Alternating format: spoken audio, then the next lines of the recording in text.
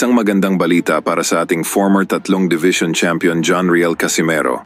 Dahil sa kauna-unahang pagkakataon, ay nakipagkasundo na ang ating pambatong si Cuadro Alas sa dati nitong matchmaker at tumatayong president ngayon ng Manny Pacquiao promotion na si Sean Gibbons,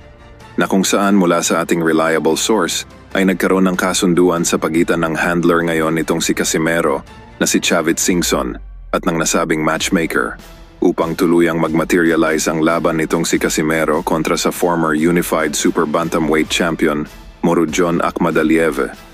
Sa madaling salita, sa padrino at financial support nitong si Chavit Singson at sa tulong ng matchmaking nitong si Sean Gibbons ay hindi malayo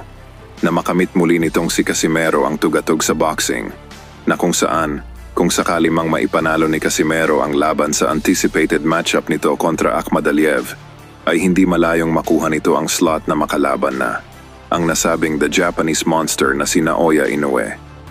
Ganun pa man ay nahaharap pa rin sa matinding pagsubok ngayon itong si Casimero. Sa kabila na mabibigyan ito ng isang bigating laban sa tulong ni Chavit Singson at Sean Gibbons,